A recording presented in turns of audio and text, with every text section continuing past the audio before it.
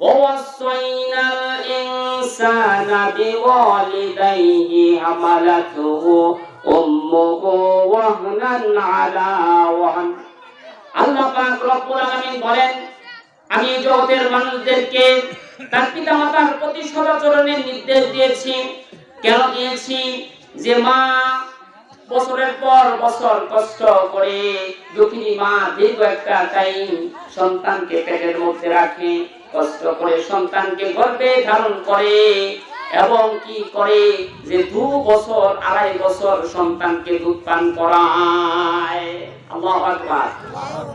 যে মা সেই বুঝতে পারে সন্তান প্রসবের বেদনাটা কি, অর্থাৎ গর্ভের মধ্যে সন্তান 10 মাস 10 দিন পেটের মধ্যে নিয়ে চলাফেরা করা, বাড়ির সমস্ত কাজকর্ম করা এবং এই সন্তানকে লালন পালন করে বড় করে তোলা এবং 2 থেকে 2.5 বছর একটা সন্তান তার মার বুক থেকে প্রায় 5 মণ 30 কেজি প্রায় 6 মণ দুধ পান করে। আল্লাহু আকবার বলেন।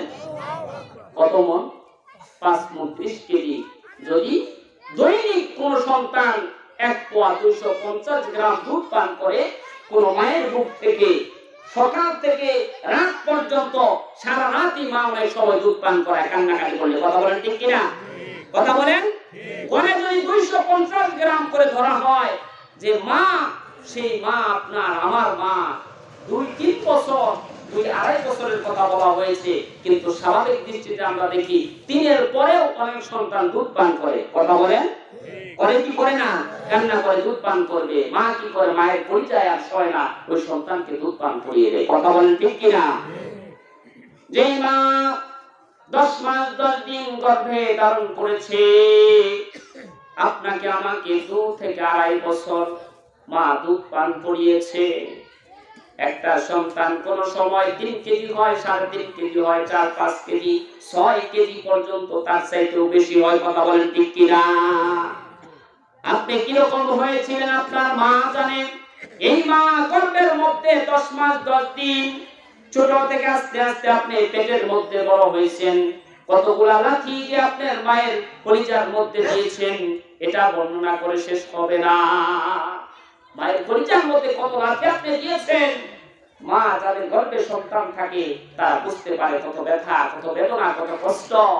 এজন্য বাবা যদি, অর্থাৎ স্ত্রী মারা গেলে বাবা যদি কি হয়ে যায়, অর্থাৎ সমস্ত বিয়ে করতে পারে, কিন্তু কিছু কিছু মা আছে যে সন্তান ছোট থাকলে ওই মাটা তামাম জীবনের জন্য স্বামী আর গ্রহণ করে না। কথা বলেন ঠিক কিনা? আছে না নাই? বয়স ছিল বিবাহ করবে, কিন্তু সেই মা কি করে? আর সমস্ত বিবাহ করে না। এরকম এভেলেবেল আছে। সম্মানিত হাজির, যে মার দিকে আপনি দৃষ্টি দিলে কবুল হজের সওয়াব হয়, যে মা বাবার দিকে আপনি তাকালে আমার আল্লাহর আরশ পর্যন্ত খুশি হয়ে যায়। সুবহানাল্লাহ। হাদিস শরীফের মধ্যে আছে, রিদা রাব্বি ফি রিদাল ওয়ালিদাইন, যে পিতামাতার সন্তুষ্টি হচ্ছে আমার আল্লাহর সন্তুষ্টি। সুবহানাল্লাহ। আরে কত সন্তান আছে যে মাকে কষ্ট দেয়, মাকে খেতে দেয় না, মাকে কটু কথা বলে, বাবাকে কষ্ট দেয়, বাবাকে কটু কথা বলে। আহারে, অথচ ওই সন্তানটাই তার সন্তানের জন্য, নিজের সন্তানের জন্য কষ্ট করে। করে কি করে না? কথা বলেন, করে কি করে না? যে মা, যে বাবা আপনাকে এত কষ্ট করে লালন পালন করে, এই মা বাবা যখন বৃদ্ধ হয়ে যায়, তারা আপনার সন্তানের মতো হয়ে যায়। সেই মা, সেই বাবা আপনার সন্তানের যেরকম মজা খাইতে ইচ্ছে করে, সদাই খাইতে ইচ্ছে করে, বিভিন্ন প্রকার খাবার দাবার, অন্য কিছু খেতে ইচ্ছে করে, মজা খেতে ইচ্ছে করে, সেরকম বাবা মার মনেও চায় যে আমি ওই জিনিসটা একটু খাবো, এরকম মনে চায়। সম্মানিত হাজির, এই মা বাবার সন্তুষ্টি যারা অর্জন করতে পেরেছেন, এই জগতের মধ্যে তারাই কি হয়েছে? জগতের মধ্যে চিরস্মরণীয় এবং বর্ণনীয় হয়ে আছে। এমন তো হয় যে মা কি করে? সন্তানটা প্রসব বেদনার গর্ভের মধ্যে সন্তান থাকে, আর প্রসবরত অবস্থায় মায়ের ইন্তিকাল হয়ে যায়, পেটের মধ্যে সন্তান থাকে। কথা বলেন ঠিক কিনা? গর্ভে সন্তানগত অবস্থায় মা মারা যায় কি যায় না? যায় কি যায় না? এমন একজন ব্যক্তির কথা আমি বলবো, ইমাম তাহাবী রাহমাতুল্লাহ আলাইহি। তিনি যখন মায়ের গর্ভে ছিলেন, এই গর্ভে থাকা অবস্থায় তার মা, তিনি পেটের মধ্যে মা জগৎ থেকে চলে গেছে। ওলামায়ে কেরাম বৈঠক করেছেন যে পেটের মধ্যে সন্তান, মা ইন্তেকাল করেছে, এখন এর মাসআলাটা কি হবে, যে এখন সন্তান সহ কি মাকে দাফন করা হবে, নাকি সন্তান অর্থাৎ ভূমিষ্ঠ করে কি করা হবে, আলাদা করে দাফন করা হবে। ওলামায়ে কেরামের মধ্যে, আলেমদের মধ্যে ডিভাইডেড সৃষ্টি হয়ে যায়। একদল ওলামায়ে কেরাম বলে যে মা যেহেতু কি হয়েছে, ইন্তেকাল করেছে, এই গর্ভের মধ্যে সন্তানটাও ইন্তেকাল করেছে, দুইজনকে কি করে দেওয়া হোক, দাফন করে দেওয়া হোক। কিছু কিছু ওলামায়ে কেরাম বলতেছেন এটা কিভাবে সম্ভব হতে পারে, এই সন্তানটা পেটের মধ্যে জীবিত থাকতে পারে, আর জীবিত মানুষ কবর দেওয়া যায় না। কথা বলেন ঠিক কিনা? কথা বলেন, একটু খেয়াল করে শুনবেন কথাগুলো, যে মা কি জিনিস, বাবা কি জিনিস। সম্মানিত হাজিরিন, বলতেছিলাম ইমাম তাহাবী রাহমাতুল্লাহ আলাইহি, তিনি তার মায়ের গর্ভের মধ্যে আর জগৎ থেকে দুঃখিনী মা চলে গেছে, ইন্তেকাল করেছে। আলেমদের মাঝে ইখতিলাফ হয়ে যায়, শেষ মুহূর্ত পর্যন্ত সকলে একমত পোষণ করেন যে পেটের সন্তান সহ কি করা হবে, মাকে দাফন করে দেওয়া হবে। কিন্তু ওই এলাকার একজন মহিলা ছিল, ওই মহিলাটা হানাফি মাযহাবের অনুসারী ছিল। সে বলল, আমি জানতে পেরেছি ইমাম আযম আবু হানিফা রাহমাতুল্লাহ আলাইহি ফতোয়া দিয়েছেন যে পেটের মধ্যে যদি সন্তান থাকে, মা যদি জগৎ থেকে চলে যায়, এই সন্তান জীবিত আছে কিনা মৃত আছে, এর একটা সিম্পটম পরীক্ষা করার একটা আলামত ইমাম আবু হানিফা বর্ণনা করেছেন। আল্লাহু আকবার বলেন। এই কথাটা স্মরণ করিয়ে দিলেন। এই একটা পয়েন্ট আমি এখানে টানলাম, যে পেটের মধ্যে সন্তান থাকে, মা দুনিয়া থেকে চলে যায়। কথা বলেন ঠিক কিনা? এমন হয় ফল চান নাকি গাছ চান? কথা বলেন।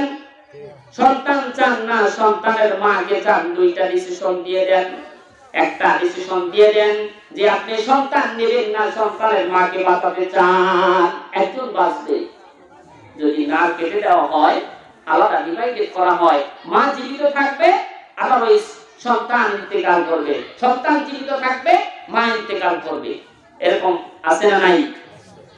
আপনি যদি ইতিহাস পর্যালোচনা করেন দেখবেন অনেক অনেক মায়ের কানে যখন এই কথাটা যায়, সন্তানকে যখন ভূমিষ্ঠ করে, তখন মা যখন শুনতে পারে গাছ চাও না ফল চাও, তখন গাছটা বলে যে আমি আমার সন্তান, আমি আমার ফলকে চাই, আমি আর দুনিয়ার জগতে বাঁচতে চাই না, আমার সন্তানকে জীবিত রাখা হোক। কথা বলেন ঠিক কিনা? যেই মা তোমার জন্য, যুবক ও বৃদ্ধ বাবারা, সমবয়সী বন্ধুগণ, যে মা হয়তোবা তোমার জন্য জীবনটা কি করেছে, ওই গর্ভ থেকে তুমি আগমন করেছো, ওই সময়টাই তোমার মা দুনিয়া থেকে তোমার বাঁচিয়ে রাখার জন্য সে পরকালে চলে গেছে। কথা বলেন ঠিক কিনা?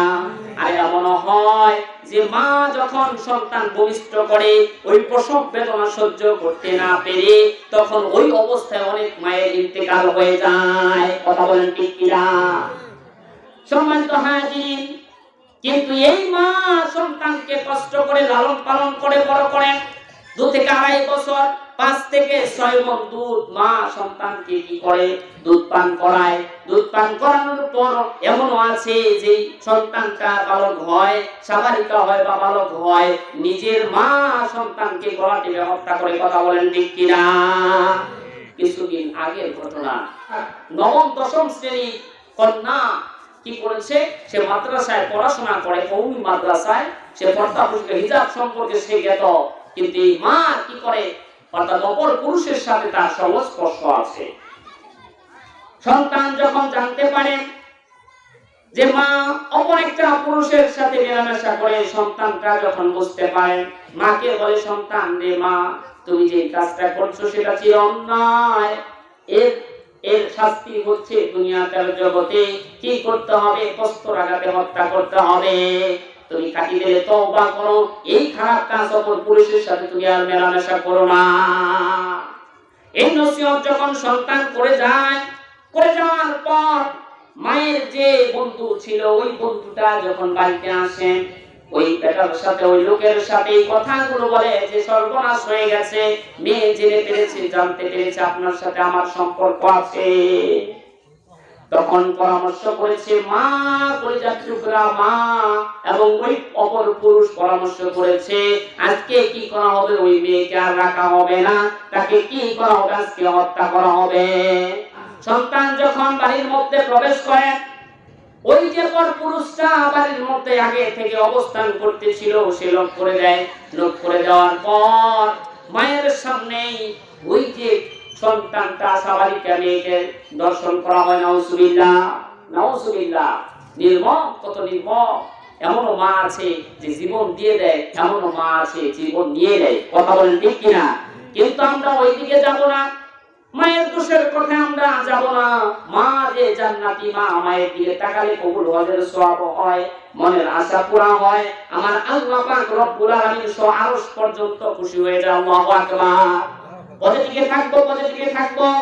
এই মায়ের সামনে ওই পর পুরুষটা সন্তানকে দর্শন করেছে এবং ওই পর পুরুষটা পায়ের মধ্যে চেপে ধরেছে। মা নিজ হাতে নিজের সন্তানকে গলা কেটে কি করেছে, হত্যা করেছে। যুগান্ত পত্রিকার নিউজ, আমি যে তথ্যটা দিলাম। সম্মানিত হাজির, ওইদিকে যাব না।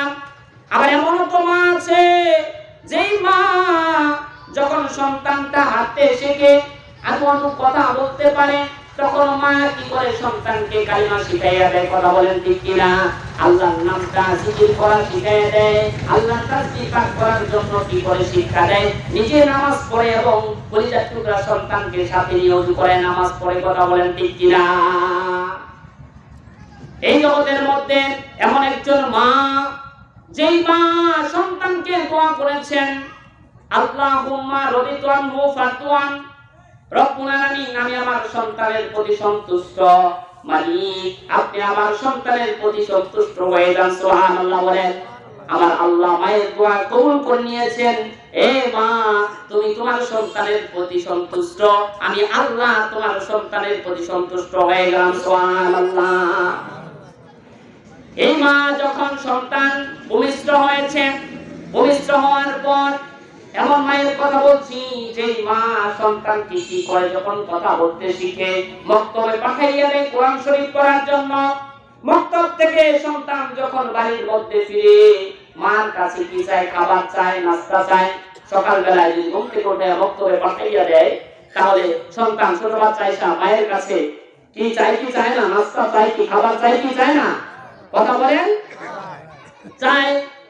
মায়ের কাছে যখন সন্তান মক্তব থেকে এসে খাবার চায়, তখন মা বলেন তোমার যিনি সৃষ্টিকর্তা আমি মা, তোমার খাবারের মালিক নই, খাবারের মালিক হচ্ছেন তোমার মালিক সৃষ্টিকর্তা আল্লাহ। সুবহানাল্লাহ। খাবারের মালিক কে? রিজিক দাতা কে? আল্লাহ বলেন আল্লাহু খায়রুর রাযিকিন, আমার আল্লাহ হচ্ছেন উত্তম রিজিক দাতা। সুবহানাল্লাহ। আপনি যত রিজিকের পিছিয়ে ঘুরেন না কেন, কিন্তু উত্তম রিজিক সৃষ্টিকর্তা আল্লাহ, রিজিকের মালিক আল্লাহ। আপনার রিজিকের ফয়সালা আপনার সৃষ্টি 40,000 বছর আগে আল্লাহ ফয়সালা করে দিয়েছেন। সুবহানাল্লাহ বলেন। সম্মানিত হাজির, সন্তান মক্তব থেকে আগমন করে, আগমন করার পর সন্তান কি করে? মায়ের কাছে খানা চায়। মা বলে আমি তোমার খাবারের মালিক নই, খাবারের মালিক হচ্ছেন তোমার সৃষ্টিকর্তা মালিক। তখন বলে আমার মালিক কে? তোমার মালিক হচ্ছেন আল্লাহ, আল্লাহর কাছে তুমি তোমার খানা চাও। সুবহানাল্লাহ বলেন। খানা কার কাছে চাইতে বলে? বলেন আল্লাহর কাছে। চিন্তা করেন যে ছোট বাচ্চা কথা বলতে পারে, তাকে মা শিক্ষা দিচ্ছেন যে তোমার সৃষ্টিকর্তা, তোমার বডিটা যিনি সৃষ্টি করেছেন, জগতের মধ্যে তোমাকে যিনি প্রেরণ করেছেন, সেই মালিকের কাছে তুমি খানা চাও। সুবহানাল্লাহ বলেন। তখন সন্তান বলে মা কিভাবে খানা চাইবো? মা জানিয়ে দেয় যাও, যদি ওযু থাকে ওযুটা করে নাও, আর যদি ওযু না থাকে ওযুটা করে যায় নামাজ বিছিয়ে কিবলার দিকে মুখ করে দাঁড়িয়ে যাও, 2 রাকাত নামাজ আদায় করো। নামাজ আদায় করে তোমার সৃষ্টিকর্তা, তোমার রিজিক দাতা আল্লাহ পাক রব্বুল আলামিনের কাছে তোমার রিজিক চাও, তোমার নাস্তা চাও। আল্লাহু আকবার। মা চিন্তা করেন যে সন্তানকে কি বানাবেন, আর কেমন মা কি করলেন, এমন একটা প্রসেস গ্রহণ করলেন, অর্থাৎ কিবলার দিকে একটা পর্দা তিনি রাখলেন। পর্দা রেখে বললেন যে তুমি কি করবা, নামাজ পড়ে তোমার মালিকের কাছে রিজিক চাবা এবং পর্দা সরাইয়া দেখবা যে তোমার মালিক তোমার রিজিকের ফয়সালা করেছেন। সুবহানাল্লাহ। মা কি করে, পর্দার অন্তরালে ওই শিশু কোমলমতি বাচ্চাটাকে কি করে দেয়, খাবারটা রেখে মা গোপনে ওখান থেকে চলে যায়। ওই শিশু বাচ্চাটা 2 রাকাত নামাজ আদায় করে আল্লাহর কাছে প্রার্থনা করেন, রব্বুল আলামিন শুনেছি মা বলেছে তুমি আমার মালিক, তুমি আমার সৃষ্টিকর্তা, তুমি আমার রিজিক দাতা। আল্লাহ আমার খিদা লেগেছে, তুমি আমার রিজিকের ব্যবস্থা করে দাও, নাস্তার ব্যবস্থা করে দাও। সুবহানাল্লাহ। দোয়া করে আমিনটা হাতটা নামাইয়া যখন পর্দাটা সরাইয়া দেখে যে সুন্দর খানাটা পরিবেশিত, তার ধারণা হয়ে গেছে আমার আল্লাহ কি করেছেন, আমার খাবারের ব্যবস্থা করেছেন। সুবহানাল্লাহ। মা যদি এই বিশ্বাস কলবের মধ্যে ঢেলে দেয়, এই বিশ্বাসটা যদি সন্তানের বুকে দিয়ে দেয়, সেই সন্তান আল্লাহর ওলি হবে না, তারা কি নাফরমান সন্তান হবে? কথা বলেন। ওই সন্তানই তো মা যা বলবে, বাবা যা বলবে, সন্তান কি করবে, জীবন দিয়ে দিলে কিন্তু এক পাও লড়বে না। কথা বলেন ঠিক কিনা? এই সন্তানটা এইভাবে করে করে যখন খানাটা এইভাবে খাচ্ছে, একদিন দুঃখিনী মার ঘরে কোনো খাবার নাই, কোনো খানার ব্যবস্থা নাই। এমন অবস্থায় মা পেরেশান হয়ে গেছে। আজকে যদি ছেড়ে এসে যায়, নামাজ পড়ার পর যদি আজকে ওই পর্দা সরাইয়া খানা না পায়, তাহলে তো উপরওয়ালা সৃষ্টিকর্তা রিজিক দাতার প্রতি তার কি হয়ে যাবে, বিশ্বাস ভেঙে যাবে যে আল্লাহর কাছে চেয়েছি, আল্লাহ খানা দেয় নাই। কথা বলেন ঠিক কিনা? মা পেরেশান হয়ে গেছে, নিজের ঘরে কোনো নাস্তা নাই, কোনো খানা নাই। পাশের বাড়িতে দৌড় দিয়েছে যে আমার কলিজার টুকরা কলমমতি ছেলে যদি কি হয়ে যায়, এই বিশ্বাস ভেঙে যায়, ছোট বাচ্চা কষ্ট পাবে, আল্লাহর প্রতি তার আর আস্থা থাকবে না, বিশ্বাস থাকবে না। আল্লাহু আকবার। এমন অবস্থায় মা কি করেছেন, মা দৌড়াদৌড়ি করেছেন। এইদিকে তো সন্তান যেমনি মা শিক্ষা দিয়েছেন, ঠিক তেমনি ভাবে ঘরের মধ্যে এসে যায় নামাজটা বিছিয়ে ওযু করে নামাজে দাঁড়িয়ে গেছে। আল্লাহু আকবার। নামাজ পড়েছেন। নামাজ পড়ার পর যেমনি ভাবে ওই পর্দাটা আগের মতো সরায়, আজকেও ঠিক তেমনি ভাবে সরাইয়া দেখে যে আগের দিনের চাইতেও নতুন নতুন নাস্তার ব্যবস্থা হয়ে গেছে। সুবহানাল্লাহ। মায়ের দোয়া, মা দোয়া করেছে, রব্বুল আলামিন আমি তো কোনো খানার ব্যবস্থা করতে পারলাম না, মালিক তুমি যদি কোনো খানার ব্যবস্থা না করো, তাহলে এই ছোট বাচ্চাটার অন্তরটা ভেঙে যাবে, তুমি মালিকের প্রতি তার বিশ্বাসটা ভেঙে যাবে, তুমি খানার ফয়সালাটা করে দাও। আল্লাহু আকবার। আমার আল্লাহ জান্নাত থেকে ছোট শিশু বাচ্চার জন্য খানার ব্যবস্থা করে দিয়েছেন। সুবহানাল্লাহ। এই সন্তান যখন কি হয়ে যায়, বড় হয়ে যায়, বড় হয়ে যাওয়ার পর একদিন মা বৃদ্ধা হয়ে যায়, উঠতে পারে না, চলতে পারে না। মা কলিজার টুকরা সন্তান এই শীতের মৌসুমে কি চায়, পানি চায়, যে বাবা আমাকে এক গ্লাস পানি দাও। পানি ঘরের মধ্যে নাই। সন্তান পানি খোঁজ করে তালাশের জন্য বের হয়েছে, দূরে চলে গিয়েছে মা, অর্থাৎ সন্তান মাকে ঘুমের মধ্যে শুয়ে রাখা সন্তান দূরে পানির জন্য তালাশের জন্য বের হয়ে গেছে। এইদিকে মা কি হয়েছে, কলিজার টুকরার মা চোখের মধ্যে ঘুম এসে যায়, আর ওইদিকে সন্তান পানি তালাশ করে ঘুরে। আল্লাহু আকবার বলেন। সম্মানিত হাজির, আমার মা বোনেরা যারা কথাগুলো শুনতেছেন, আমার মা বোনদের সম্পর্কে একটা কথা বলবো, একটা উপদেশ বাণী দিয়ে যাব। আমার অনেক মা আছেন, অনেক বোন আছেন যারা কলিজার টুকরা সন্তানকে কি করেন, সন্তানকে লানত করেন। কথা বলেন, অভিশাপ করে কি করে না? জবান খুলে বলেন, অভিশাপ করে কি করে না? মা অনেক আছেন, যখন সন্তানটা পানিতে যেতে নিষেধ করে, ঠান্ডার মধ্যে পানিতে যায় না, ওইখানে খেলো না, কিন্তু সন্তানটা পানিতে চলে যায়, কথা বলেন ঠিক কিনা? পুকুর পাড়ে গিয়ে অনেক সময় পড়ে যায়, পাশের বাড়ির অনেক মহিলা বা অন্য বাচ্চারা বলে আপনার সন্তান পানিতে পড়ে পানি খাচ্ছে, দৌড়িয়ে গিয়ে মা তুলে মায়ের কলিজায় শয় না, ওইটা তুলে না আবার কি করে শাসন করে, কথা বলেন ঠিক কিনা? বলে পানি খাইয়া বললো না কে, কথা বলে ঠিক কিনা? যদি আগুনে যেতে মানা করে ওই সন্তানটা আগুনের মধ্যে যায়, অনেক সময় হাতের মধ্যে পায়ের মধ্যে সন্তানের আগুনে চুটকা পড়ে যায়, তখন মা অভিশাপ করে দেয় যে সন্তান কি করলো না কেন, আগুনে পড়ে মরলো না কেন, কথা বলেন ঠিক কিনা? কথাগুলো খেয়াল দিয়ে শুনবেন, নরমাল আলোচনা হচ্ছে, কথাগুলো খুব খেয়াল দিয়ে শুনবেন। একটা কথা বলেছি যে পেটের মধ্যে কি সন্তান মনে আছে? আছে। টপিক গুলা ধরে রাখবেন যে পেটের মধ্যে সন্তান মা জগৎ থেকে চলে গেছে, এই যে একজন মহিলা বলেছে যে পেটের মধ্যে সন্তান, এই সন্তান জীবিত কিনা মৃত, এর জানার সিম্পটম ইমাম আবু হানিফা দিয়ে দিয়েছে। সুবহানাল্লাহ। খেয়াল করবেন, ধরাই দিবেন, আলোচনা শেষের দিকে আস্তে আস্তে এই টপিক গুলো আমি ফাইনাল করে দিয়ে যাবো ইনশাআল্লাহ। মা তাওফিক ইল্লা বিল্লাহ। এইদিকে বলতেছিলাম, আগুনের মধ্যে ছোট বাচ্চা বুঝতে পারে না, আগুনে চলে যায়, মা বলে যে আগুনে পড়ে মরে না কেন, কথা বলেন ঠিক কিনা? যদি কোনো যুবক ভাই গাড়ি নিয়ে বের হয়ে যায়, স্পিডে রানিয়ে মোটরসাইকেল চালায়, আসে না নাই? যেখানে 20, 30, 50 চালান দরকার, 80, 90, 100 ওভার করে কি করে নরমাল রাস্তায়, ভাঙাচোরা রাস্তায় টান দেয়। অনেক সময় সন্তান অ্যাক্সিডেন্ট করে, বারবার অ্যাক্সিডেন্টের কথা শুনে মা বলে দেয় যে সন্তান অ্যাক্সিডেন্ট করে মরে না কেন, কথা বল ঠিক কিনা?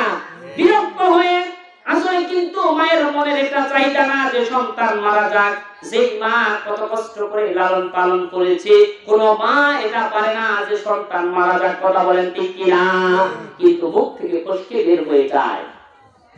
এমনি করে করে অনেক সময় দাঁত কাঁচি দিয়ে ছুরি দিয়ে সন্তান খেলাধুলা করেন, অপরকে কূপ দেয় অথবা কুবাকুবি করতে যায়, নিজের কূপ একটা কূপ খেয়ে আসে, রক্ত বের হতে থাকে, মা বলে যে কি হয়ে যায়, সন্তান কূপ খায়, কি হলো না, হাতটা কেটে গেল না কেন, পাটা কেটে গেল না কেন, কথা বলেন ঠিক কিনা? এমন একটা ঘটনা জগতের ইতিহাসের মধ্যে চিরস্মরণীয় বর্ণনীয় হয়ে আছে। এই জগতের মধ্যে যত তাফসীর আছে, তাফসীর আছে না নাই? এই তাফসীরের মধ্যে সবচাইতে প্রাচীন তাফসীর যে তাফসীর, তাফসীরুল কাদিম বলা হয়। তাফসীরে কি বলা হয়? কাদিম, পুরাতন তাফসীর বলা হয়। বর্তমান আধুনিক যুগের যত তাফসীর আছে, সেই তাফসীরগুলা যেই তাফসীরের অনুসারে লেখা, অর্থাৎ তাফসীরে কাশফ, এই তাফসীরে কাশফটা হচ্ছে, তার উপাধি হচ্ছে তাফসীরুল কাদিম, পুরাতন তাফসীর। এই তাফসীরে কাশফ দেখে দেখে, অর্থাৎ পরবর্তী অদ্যাবধি পর্যন্ত যত তাফসীরের কিতাব আছে, ওই কিতাব অনুসারে অন্যান্য মুফাসসিরগণ কি করেছেন, এই তাফসীরের বর্ণনা করেছেন। সম্মানিত হাজিরিন, বলতেছিলাম আমার মা বোনদের সম্পর্কে বলতেছিলাম, রে মা, তোমার সন্তান যখন অন্যায় করে, ও বোন আপনার সন্তান যখন অন্যায় করে, আপনি তো কি করেন, মুখ দিয়ে ফসকে একটা কথা বলে দেন, বললো না কেন, হাত কাটলো না কেন, কথা বলেন ঠিক কিনা? এই কথা কোনদিন বলবেন না, কোশ্চিন কালেও বলবেন না। এই তাফসীরুল কাদিমের লেখক হচ্ছেন আল্লামা জামাখশারী। তিনি মুতাসির আকীদার কি করতেন, পোষণ করতেন, আকীদার অধিকারী ছিলেন। আল্লামা জামাখশারী তিনি যখন ছোট, প্রত্যেকটা মানুষের এক একটা শখ থাকে, এক একটা ইচ্ছা থাকে, চাওয়া পাওয়া থাকে। কোন বাচ্চা দেখবেন গান গাওয়া শিখে, কোন বাচ্চা বিভিন্ন কাটিকুটি করা শিখে, অনেকে মাছ ধরা পছন্দ করে, অনেকে কি করে, পশু পাখি ধরা পছন্দ করে, কথা বলেন ঠিক কিনা? অনেকে বই পড়তে পছন্দ করে, অনেকে আবার মোবাইল টিপাটিপি করতে পছন্দ করে, অনেক বাচ্চা গল্প শুনতে কি করে পছন্দ করে, কথা বলেন ঠিক কিনা? এই জামাখশারী যখন ছোট, তার কি ছিল, শৈশবের যে কন্ডিশন ছিল, সেই ছোট পাখি ধরাটা তিনি পছন্দ করতেন। ঘরের কিনারে চড়ুই পাখির বাসা কোথায় থাকে? ঘরের কিনারে চড়ুই পাখির বাসা থাকে। এই জামাখশারী যখন ছোট, ওই ঘরের কিনার থেকে একটা চড়ুই পাখি ধইরা ওই চড়ুই পাখির পায়ের মধ্যে রশি বাইন্ধা রাখে, রশি বেঁধে রাখে জামাখশারী। যখন এই পাখিটা উড়াল দেয়, চড়ুই পাখিটা উড়াল দেওয়ার পর যখন কোন একটা দেয়ালের উপর চলে যায়, ওই পাখিটা, ছোট বাচ্চা তো বোঝে না যে কোথায় আটকেছে, মনে হয় ওই দিকে চলে যাচ্ছে, এমন টান দেয় ওই একটা পায়ের মধ্যে সুতা লাগানো, রশি লাগানো, পাখিটা, ছোট বাচ্চাটা, চড়ুই পাখির বাচ্চাটা পা ভেঙে দ্বিখণ্ডিত হয়ে যায়। সকালবেলা মা জানে না যে পাখিটাকে ধরেছে কে ভেঙে দিয়েছে, মা এটা স্মরণে নাই, জানে না। অথচ মা সকালবেলা দেখে একটা চড়ুই পাখির ছানার পাটা ভেঙে সেই বাচ্চাটা কাতরাইতেছে, মরমর অবস্থা। আল্লামা জামাল শাহীর মা দেখে ছোট বাচ্চাটা কি করতেছে, ছটফট ছটফট করতেছে। আর মা অভিশাপ করে দিয়েছে, যে পাখির বাচ্চার পাটা ভেঙে দিয়েছে আল্লাহ তুমি তার পা ভেঙে দিও। এজন্য আমার মা বোনদের আমি বলবো, সন্তান যতই অন্যায় করুক, আপনার ধৈর্যের বাঁধ ভেঙে যাক, কোনদিন সন্তানকে অভিশাপ করবেন না। আপনি কি করবেন, সন্তানকে পজিটিভ দোয়া করবেন যে তুমি কি হবা, দুষ্টামি করুক, বন্দুক নিয়ে ছুরি নিয়ে খেলাধুলা করে কি করে না, মা দোয়া করবেন আমার সন্তানটা পিস্তল দিয়া, ছোট ছোট খেলনা পিস্তল দিয়ে গুলি করে দোয়া করে দিবেন তুমি কি হবা, পুলিশ হবা, আর্মি হবা, অর্থাৎ প্রশাসন বিভাগের একজন কর্মকর্তা হবা। আমার আল্লাহ চাহে তো ওই সময়টা এমন একটা সময় তুমি যদি মুখ দিয়ে বসকে বলে বেরো, তোমার সন্তানটা ওই প্রশাসন বিভাগের অফিসার হয়ে যেতে পারে। কথা বলেন ঠিক কিনা? তোমার ছেলেটা কি করে, মক্তবে যেতে চায় না, তুমি হাস্যোজ্জ্বল ভাবে বলতে পারো যে তুমি কি করবা, যে এমন ভাবে যে তুমি পড়াশোনা করতেছো, তুমি তো আজহারিকে ছাড়াইয়া বড় বক্তা হয়ে যাবা। অর্থাৎ টিটকারিমূলক ভাবেও পজিটিভ কথাগুলো বলো, দেখবা যে হয়তো আমার আল্লাহ তুমি মায়ের কথা কবুল করে নিয়েছেন, ভালো বক্তা হয়ে গেছে, ভালো প্রশাসন বিভাগের কি হয়ে গেছে, কর্মকর্তা হয়ে গেছে, ডাক্তার, ইঞ্জিনিয়ার হয়ে গেছে। এরকম আছে না নাই? আছে না নাই? বর্তমান কাবা শরীফের ইমাম যিনি আল্লামা সুরাইসি, কথা বলেন ঠিক কিনা? এত সুন্দর তেলাওয়াত আল্লামা সুরাইসি। শৈশবে তার মা যখন তাকে কোরআন শিক্ষা দেওয়ার জন্য পাঠাতো, কোরআন ততটা শিখতে আগ্রহ ছিল না। মা দোয়া করেছিল যে তুমি যেইভাবে কোরআন শরীফ তেলাওয়াত করো, আমার মনে হয় তুমি কাবা শরীফের ইমাম হয়ে যাও। আল্লাহু আকবার। মা বলেছে, ওইভাবে বলে নাই, কিন্তু নরমালি বলেছে, অর্থাৎ কোরআন শরীফ পড়তে চায় না। মা বলেছে তুমি যেইভাবে পড়ো তুমি কি হবা, কাবা শরীফের ইমাম হবা। আমার আল্লাহ মায়ের কথা কবুল করে নিয়েছেন। সুবাইসিকে আল্লামা সুবাইসিকে কি করেছেন, কাবা শরীফের ইমাম বানিয়ে দিয়েছেন। সুবহানাল্লাহ বলেন। এজন্য আমার মা বোনেরা লক্ষ্য করে শুনবেন, সন্তানকে কখনো অভিশাপ দিবেন না। আমার বাবারা কোশ্চিন কালেও দিবেন না। মা বাবা কত কষ্ট করে সন্তানকে লালন পালন করেছেন, এই সন্তান জাহান্নামে যাবে, দুনিয়ার মধ্যে কি হবে, লাঞ্ছিত, অপমানিত হবে, অথবা অ্যাক্সিডেন্ট করে ঘরে পড়ে থাকবে, অথবা অসুস্থ হয়ে শোয়া থাকবে, অথবা কি করবে, অপমৃত্যু হয়ে সে ইন্তেকাল করবে। এমন বদদুয়া আপনি বাবা মা করবেন না। পারা যাবে ইনশাআল্লাহ?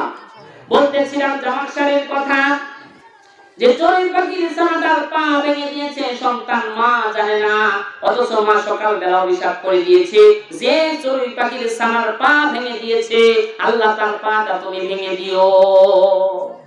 সাথে সাথে আমার আল্লাহর দরবারে দোয়া কবুল হয়ে গেছে। ওই যে জামাল স্বামী যখন ছোট ছিল, তখন তিনি যখন উঠে চড়ে পড়তে যেতেন, তখন তিনি উঠ থেকে পড়ে পাথরের মধ্যে, অর্থাৎ সেখান থেকে পড়ে গিয়া একটা পা কি হয়ে যায়, পঙ্গু হয়ে যায়, অথবা দ্বিখণ্ডিত হয়ে যায়। আর তিনি ছিলেন পঙ্গু অবস্থায় 23 বছর, মতান্তরে 30 বছরে তিনি বাইতুল্লাহ শরীফ কাবা ঘরের চত্বরে বসে তিনি তাফসীরে কাশফ লিখেছেন। আল্লাহু আকবার বলেন। কাবা শরীফের পাশে বসে তিনি তাফসীর লিখেছেন। এজন্য আল্লামা জামাকশরীকে জারুল্লাহ বলা হয়। আল্লাহু আকবার। জারুল্লাহ তো হচ্ছে আল্লাহর প্রতিবেশী, জারুল প্রতিবেশী, আর জারুল্লাহ আল্লাহর প্রতিবেশী বলা হয়। কাবা শরীফের চত্বরে লেখার কারণে আল্লামা জামাকশরীর উপাধি হচ্ছে জারুল্লাহ। আল্লাহু আকবার বলেন। এই পঙ্গু অবস্থায় কোন কোন বর্ণনায় আসছে তার পাটা কাঠ দ্বারা বা বিভিন্ন কিছু দ্বারা কি করা হয়েছিল, ওইভাবে রেখে তিনি পঙ্গুরত অবস্থায় ছিলেন। অনেক বর্ণনায় আসছে যে তার পা দ্বিখণ্ডিত ছিল, বিকলাঙ্গ অবস্থায় তিনি কাবা শরীফের পাশে বসে তিনি কি করেছেন, এই তাফসীরে কাশফ লিখেছেন। আল্লাহু আকবার। এই আলোচনার দ্বারা কি হলো, মা বোনেরা কি করবেন না, সন্তানকে কখনো অভিশাপ দিবেন না। সন্তান যতই নাফরমান হোক, ও সন্তানেরা যারা আছো, সন্তান অন্যায় করেছো, ভুল করেছো, সন্তান তোমার অনেক ঋণ আছে, তোমার পেরেশানি যায় না, তোমার শান্তি নাই, তোমার কি নাই, ব্যবসা বাণিজ্যের লস, বিভিন্ন পশু পাখি খামার, বিভিন্ন জায়গায় তোমার শুধু লস আর লস। তুমি কি করবা? রাতের বেলায় বাড়িতে ফিরবা, ছোট একটা বোঝা নিয়া, অল্প কিছু কিনিয়া সদাই নিয়া, কলিজার টুকরা বাবা, কলিজার টুকরা মায়ের কাছে চলে আসবা।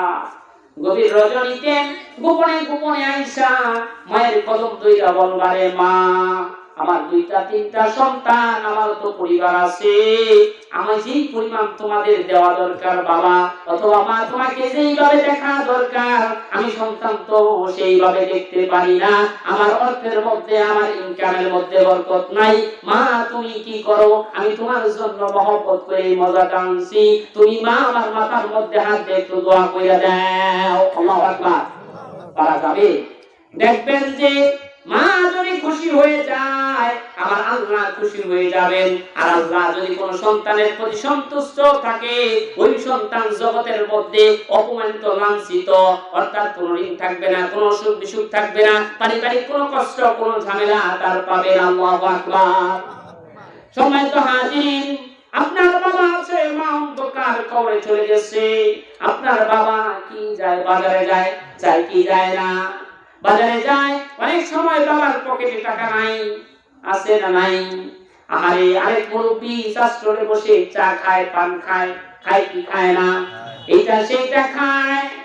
আরে ওই বাবাটা যখন তার নিজের সন্তানের কথা প্রশংসা করে, আমার ছেলেটা কি করে, আমাকে খুব মহব্বত করে, আজকে বাজারে আসছি, মাঝে মাঝে আমাকে টাকা দেয় যে চা খাইও, পান খাইও, অর্থাৎ তোমার বন্ধু বান্ধবকে নিয়ে একটু কি কইলো, মাঝে মাঝে পয়সা গল্প গুজব কইলো। যখন এই বাবাটা বাজারে গিয়া পাশের আরেক বন্ধুকে বলে, যে বন্ধু এমন সন্তান জন্ম দিয়েছি যে মাঝে মাঝে আমাকে কি করে, যে বাবা তোমার কিছু লাগবে নি, মাঝে মাঝে টাকা দেই, টাকা দিয়ে আমি যেতে বসে বসে চা পান খাই। আরে পাশের বসে আরেক বাবা, ওই বন্ধুটা যদি তখন বলতে পারে না আমার সন্তান দেয় না, কিন্তু মনের মধ্যে কষ্ট পায়, কথা বলেন ঠিক কিনা? তার অজস্র কলিজার থেকে পানি চলে আসে যে হায় কেমন সন্তান আমি জন্ম দিয়েছি, এই সন্তানের বাবা কত বড় ভাগ্যবান আমার বন্ধু, আমার সন্তান যদি এরকম হইতো, কথা বলেন ঠিক কিনা? আফসোস করে। আরে আছে না নাই? এরকম অনেক আছে। দেখবেন আপনার বাবা অনেক সময় জুতা নাই, অনেক সময় জুতা থাকে না, কাপড় থাকে না, প্রয়োজনে জিনিস বলে যে এইটা লাগবে, ওইটা লাগবে, কিন্তু আপনার ব্যস্ততায় আপনি পারেন না, কথা বলেন ঠিক কিনা? আমি আমার মা বাবার নিয়ামত, আমার মা বাবার দোয়া, আমি আমার মায়ের দোয়া, আমার বাবার দোয়া আমার মা কবুল করেছেন। আমি একাধিকবার কলেজে অর্থাৎ ভার্সিটি পরীক্ষা দিব, বিভিন্ন প্রসেসে আমি এই লাইন থেকে, মাদ্রাসা ডিপার্টমেন্ট থেকে আমি স্কুল লেভেলে, কলেজ লেভেলে যাওয়ার চেষ্টা করেছি।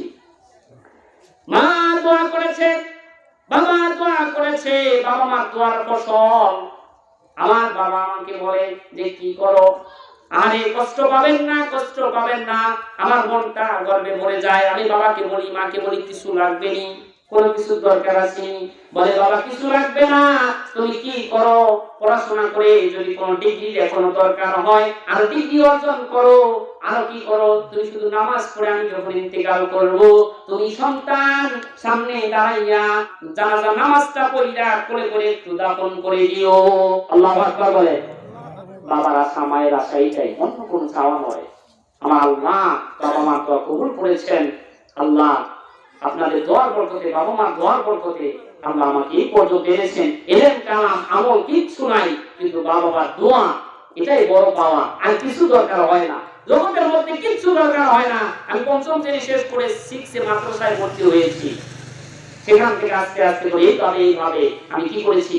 বর্তমানে দেখেন যে কলেজ ভার্সিটির কথা আমি চিন্তা করেছিলাম, সাসিনাতে আমি যখন 1 বছর অতিবাহিত হয়ে গেল, সেকেন্ড টার্ম আমি ন্যাশনাল ভার্সিটিতে কি করলাম, অ্যাপ্লাই করার সুযোগ হলো। আমি কি করলাম, অ্যাপ্লাই করলাম। বাংলা স্যারে বললো যে যদি তুমি অনার্স না করো তাহলে প্রাইভেট ভার্সিটিতে পড়লে তোমার অনেক টাকা খরচ হবে। আমার ছেলেকে আমি পড়াই, মাসে 30,000 টাকা খরচ হয়, এটা তুমি পারবা না, বরং যদি পারো তাহলে অ্যাপ্লিকেশন করে ভর্তিটা হয়ে যাও।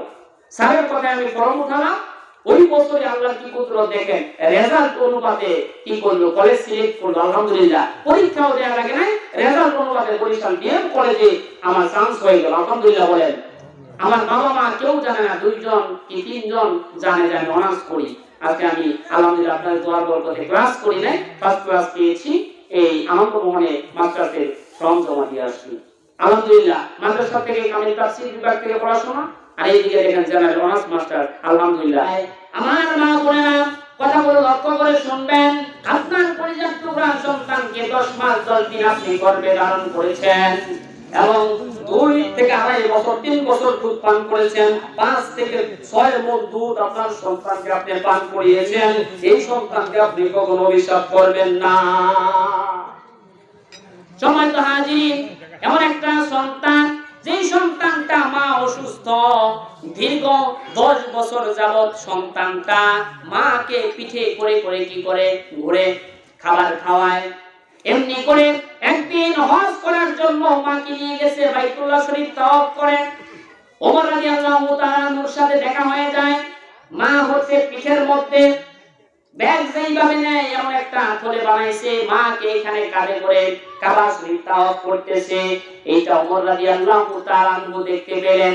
দেখার পর ওই যুবকের সাথে ওমর রাদিয়াল্লাহু তাআলার কথা হলো। যুবকটা বলে, হুজুর আমার একটা কথা জানতে ইচ্ছে করে, আমি আমার মাকে 10 বছর মতান্তরে 40 বছর যাবত আমি কি করতেছি, এই কাঁধে করে আমি তাকে বেয়ার করি, তাকে আমি খাওয়াই, গোসল করাই, মায়ের যত কাজ আছে এই কাজটা আমি করে দেই। ও খলিফাতুল মুসলিমিন, আমি আমার মায়ের হক কি আদায় করতে পেরেছি? ওমর রাদিয়াল্লাহু তাআলা বললেন, এই যুবক, তুমি তোমার মাকে কষ্ট করে কি করেছো, বেয়ার করতেছো। তোমার মায়ের একবার যে দুধ তুমি পান করেছো রে যুবক, একবার দুধের বিনিময়ে তুমি কি করতে পারো না, ঋণ শোধ করতে পারো নাই। আল্লাহু আকবার। মায়ের ঋণ কোনদিন শোধ হবে না। যদি পিঠের চামড়া দিয়া জুতা পরাইয়া দেন, এই মার কি হবে না, ঋণ শোধ হবে না। সম্মানিত হাজির, মা কি জিনিস দেখুন, জগতের মধ্যে জান্নাতের সার্টিফিকেট কে কে কে পেয়েছে? এরকম মায়ের খেদমত করে জান্নাতের সার্টিফিকেট পেয়েছে। আরে আপনারা জানেন এই জগতের মধ্যে আল্লাহ পাক রব্বুল আলামিন 1 লক্ষ মতান্তরে 2 লক্ষ 23,999 জন আমাদের নবী ব্যতীত কি করেছেন, নবী রাসূল প্রেরণ করেছেন। কথা বলেন ঠিক কিনা? এর মধ্যে 4 জন হচ্ছেন বড়, তার মধ্যে একজন হচ্ছে মুসা আলাইহিস সালাম। কথা বলেন ঠিক কিনা? মুসা আলাইহিস সালামের উপাধি হচ্ছে কালিমুল্লাহ। আল্লাহর সাথে কালাম করেছে, আল্লাহর সাথে কথা বলেছে মুসা। একবার দুইবার নয়, 3,500 বাক্য আলাপ করেছে মুসা। সুবহানাল্লাহ বলেন। কতবার? 3,500 কথা বলেছে আল্লাহ পাকের সাথে। সুবহানাল্লাহ বলেন। মুসা আলাইহিস সালামের শেষ একটি কথা ছিল, মুসা নবী আল্লাহ পাক রব্বুল আলামিনের কাছে বিভিন্ন সময় বিভিন্ন প্রশ্ন করে বসতেন। আর তিনি আল্লাহর সাথে বেশি কথা বলার জন্য আল্লাহ যদি মুসাকে কিছু বলতেন, মুসা নবী কি করতেন, তিনি এইটার সাথে একটু ব্যাখ্যা করে কথাটা বাড়িয়ে দিতেন। মুসা নবী একবার দুইবার নয়, 3,500 বাক্য আলাপ করেছে, কথা বলেছে। এর মধ্যে একটি কথা ছিল, রব্বুল আলামিন, আমি তো নবী, আমি তো পয়গম্বর, আমি জানি তুমি আমাকে জান্নাত দিবা নিশ্চিত। সুবহানাল্লাহ বলেন। কথা বলেন, নবী রাসূলরা জান্নাতে যাবে কি যাবে না? জোরে বলেন, যাবে কি যাবে না? মুসা নবী বলে, আল্লাহ আমি তো জানি তুমি আমাকে জান্নাত দিবা, কিন্তু আমার জানতে বড় ইচ্ছা করে যে আমি মুসা কার সাথে জান্নাতের মধ্যে থাকবো। সুবহানাল্লাহ। মুসা নবী কি প্রশ্ন করলেন, জান্নাতে আমি কার সাথে থাকবো? আল্লাহ জানিয়ে দিলেন, এই মুসা, অমুক শহরের একটা কসাই আছে, ওই কসাইটা তোমার সাথে জান্নাতে থাকবে। সুবহানাল্লাহ। যে একজন কসাই, এই কসাইটা আমি মুসার সাথে জান্নাতে থাকবে, এটা কিভাবে, কেমন কথা? তখন আল্লাহ পাক রব্বুল আলামিন বললেন, যাও মুসা, তুমি অমুক শহরের মধ্যে অমর একটা কষাই আছে, সিমটম গুলা জানিয়ে দিলেন যে ওইখানে গিয়া যাবা, দেখবা যে অমুক এক বাড়িতে অমুক ব্যক্তি, তার ডিটেলস নাম টাম সবকিছু ডিটেলস দিয়ে দিলেন। মুসা নবী রওনা করলেন। যাইতে যাইতে যাইতে যাইতে ওই শহরের মধ্যে ওইখানে গন্তব্যস্থলে পৌঁছলেন। পৌঁছার পর বাড়ির মধ্যে নক করেছে, বাড়ির মধ্যে নক করেছে, সালাম দিয়েছে, সালামের জবাব দিয়েছে 80 বছরের 70 বছরের একটা বৃদ্ধা মা। আল্লাহু আকবার।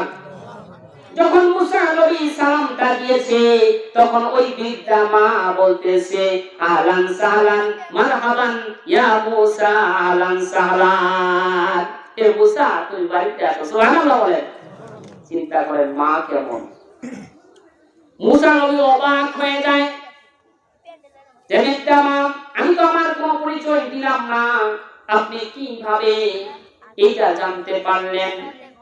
তখন মা বললেন আমি জানি, আমি মা, আমি আমার সন্তানের প্রতি কি হয়েছি, সন্তুষ্ট হয়ে গেছি। বলেন সুবহানাল্লাহ। আমি আমার সন্তানের জন্য দোয়া করেছি, রব্বুল আলামিন এই জগতের মধ্যে বর্তমান সময়ে যে পয়গাম্বর থাকবে, আমি আমার সন্তানের প্রতি সন্তুষ্ট হয়ে গেছি। আল্লাহ পয়গাম্বরের সাথে আমার সন্তানের জান্নাত নসিব করে দিও। বলেন সুবহানাল্লাহ। মা কি জানে কি জানে না? কথা বলেন। মা দোয়া করেছে আল্লাহর কাছে, আল্লাহ আমার সন্তানকে তুমি মুসা নবীর সাথে জান্নাতে স্থান দিও। বলেন না সুবহানাল্লাহ। আল্লাহ মায়ের দোয়া কবুল করে নিয়েছেন। মুসা নবী তো হতবাক এই ঘটনাগুলো দেখে। মুসা নবী বলতেছেন রে মা, আপনি কেন এত খুশি? আপনার সন্তানের জন্য এমন দোয়া কেন করলেন? কি কেমন দোয়া আপনি করলেন? স্বপ্নার সন্তান আপনার প্রতি কি করে, কি এমন সেবা যত্ন করে? তখন মা বলে আমার সন্তান কি করে, যেদিন যেদিন গরু জবাই করে অর্থাৎ পশু জবাই করে, পশু জবাই করার পর ওই পশুর হালাল পশুর কলিজাটা কি করে সন্তান আনে বাড়িতে আইনা, ওই কলিজাটা ভুনা কইরা আমি দুঃখিনী মা বিছানায় শোয়া থাকি, আমার সন্তান আমাকে তোলে, তুইলা সেইরা ওই কলিজা ভুনা দিয়া আমাকে খাওয়াইয়া, আমার যা কিছু লাগে হাজত চাদর সারাইয়া দোলনার মধ্যে আবার কি করে শোয়াইয়া দিয়েছে, তার ব্যবসায় চলে যায়। সুবহানাল্লাহ। দীর্ঘদিন যাবত আমার সন্তান, আমি বিছানায় পড়া আমার এই কষাই সন্তানটা দীর্ঘদিন পর্যন্ত আমি মায়ের খেদমত করে এত কষ্ট করে আমি আমার সন্তানের প্রতি সন্তুষ্ট হয়ে গেছি। এজন্য আমি আল্লাহর কাছে দোয়া করেছি, আল্লাহ মুসা নবীর সাথে আমার সন্তানের স্থান করে দিও জান্নাতে। সুবহানাল্লাহ। এজন্য আমি জানি যে আমার আল্লাহ তোমাকে, তুমি এমন প্রশ্ন করবে, আমার আল্লাহ আমাকে জানিয়ে দিয়েছেন যে এই ঘটনাটা ঘটবে এবং মুসা নবীকে আমি দেখবো। বলেন না সুবহানাল্লাহ। এজন্য আমার মা বোনেরা, আপনারা যারা আছেন, আমার বাবারা যারা আছেন, সন্তানের জন্য পজিটিভ দোয়া করবেন, পজিটিভ দোয়া করবেন, যেই দোয়াটা আপনার সন্তানের ইহকাল এবং পরকালের মঙ্গল হয়ে যাবে। আল্লাহু আকবার। সম্মানিত হাজির, মা যখন অন্ধকার কবরে চলে গেছেন, অর্থাৎ দুনিয়ার জগতে তার রূপ নাই, পেটের মধ্যে সন্তান আসেনি, মনে আছে না নাই? সন্তান পেটের মধ্যে এই দিকে জগৎ থেকে কি হয়েছে, মা বিদায় হয়ে গেছে। তখন এই দিকে কথা বলতেছেন যে ওই একটা মহিলা বলতেছে সন্তান পেটের মধ্যে জিন্দা না মুর্দা, এর একটা সিম্পটম ইমাম আবু হানিফা দিয়ে দিয়েছে। আল্লাহু আকবার। তখন বলতেছে তাহলে তুমি কি করে এটা পরীক্ষা করে দাও। তখন কি করলেন? শুধু একটা পাতলা কাপড়, খেয়াল করেন যখন কোন মানুষ ইন্তেকাল করবে, কোন মা যদি জগৎ থেকে চলে যায় সন্তান গর্ভেরত অবস্থায়, তাহলে কিভাবে টেস্ট করবেন সন্তান পেটের মধ্যে জিন্দা না মুর্দা? এমন অবস্থায় মা কি করলেন? ইমাম আবু হানিফা রুলস ফলো করলেন যে তিনি যে ব্যাখ্যা দিয়েছেন, তিনি কি করলেন? ওই মুর্দা মায়ের কি করলেন? পেটটা কি করলেন? কাপড় সরাইয়া একটা পাতলা সুতি কাপড় ভিজাইয়া ওই কাপড়টা চিপা পেটের মধ্যে দিয়া কতক্ষণ রেখে দিলেন? আল্লাহু আকবার বলেন। পেটের মধ্যে রেখে দিলেন। রেখে দেওয়ার পর কিছুক্ষণ অতিবাহিত হয়ে যায়। কিছুক্ষণ অতিবাহিত হয়ে যাওয়ার পর যখন তিনি কি করলেন, আবার ওই কাপড়টা বের করলেন, দেখলেন যে কাপড়টা শুকাইয়ে গেছে। বলেন সুবহানাল্লাহ। এই থিওরিটা হলো, যদি কোনো মা জগৎ থেকে চলে যায়, সন্তান যদি গর্ভের মধ্যে থাকে, তখন কি করা হবে? একটা টেস্ট আছে। টেস্টটা হলো ওই পেটের মধ্যে যে বাচ্চা আছে, জীবিত মানুষের শরীর রক্ত চলাচলের কারণে গরম থাকে। কথা বলেন ঠিক কিনা? মা তো দুনিয়া থেকে চলে গেছে, সন্তান পেটের মধ্যে জীবিত। ইমাম আবু হানিফার থিওরি হলো যে একটা কাপড়, পাতলা একটা কাপড় ভিজাইয়া ওই পেটের মধ্যে রেখে দিলে কিছুক্ষণ পর যদি কাপড়টা শুকিয়ে যায়, মনে রাখতে হবে যে ওই পেটের মধ্যে বাচ্চাটা জিন্দা। বলেন সুবহানাল্লাহ। তখন কি করা হলো? দায়ী দেখা হলো ওই মৃত মা থেকে। ওই যে কি করা হলো, ইমাম তাহাবী রাহমাতুল্লাহ আলাইহি কি করা হলো? জগতের মধ্যে আনয়ন করা হলো, মাকে দাফন করে দেওয়া হলো। আস্তে আস্তে করে সন্তানটা বড় হতে লাগলো। যখন ওই সন্তানটা মোটামুটি বুঝতে পারে, কথা বলতে পারে, বাবার অর্থ সম্পদ আছে, তখন বাবা বলল, আমি তোমাকে কি করব? ভালো স্কুল, কলেজ, ভার্সিটি, ভালো জায়গায় তোমাকে আমি পড়াবো। তখন সন্তানটা বলেন যে বাবা, আমি শুনেছি আমি জন্মের আগেই আমার মা ইন্তেকাল করেছে। আল্লাহু আকবার। সন্তান কি শুনেছে? যে আমি জন্মগ্রহণ করি নাই, পেটের মধ্যেই আমি থাকা অবস্থায় আমার মা ইন্তেকাল করেছে। আর আমি কি করেছি? মা মরে গেছে, মরা মা থেকে আমি জীবিত হয়েছি। উলামায়ে কেরাম ফতোয়া দিয়েছিল এবং পেটের মধ্যে সন্তান সহ দাফন করার জন্য। আজকে যার ফতোয়ার মাধ্যমে আমি জগতের মধ্যে এসেছি, একজন হুজুরের ফতোয়ায় আমি জগতের মধ্যে এসেছি, না হলে আমি দাফন হয়ে যেতাম। আমি কি করব? ওই হুজুর লেভেলে পড়াশোনা করব। বলেন সুবহানাল্লাহ। এজন্য সন্তানকে আলেম বানাবেন, সন্তানকে মাদ্রাসায় পড়ানোর চেষ্টা করবেন। যদি কি হয়ে যান, আপনি জগৎ থেকে অন্ধকার কবরে চলে যান, ইজা মাতাল ইনসানুন কতান আমাল ইল্লা মিন সালাসা, যখন মানুষগুলো অন্ধকার কবরে চলে যায়, তিনটা আমল ব্যতীত তার আমলগুলো বন্ধ হয়ে যায়। তার মধ্যে একটা আমল হচ্ছে ওয়ালাদুন সালিহুন। আল্লাহু আকবার। নেক্সট হলো সন্তান। আজকে দেখেন ইমাম তাহাবী রাহমাতুল্লাহ আলাইহি তিনি নেক্সটের সন্তান হওয়ার কারণে তিনি কি করলেন?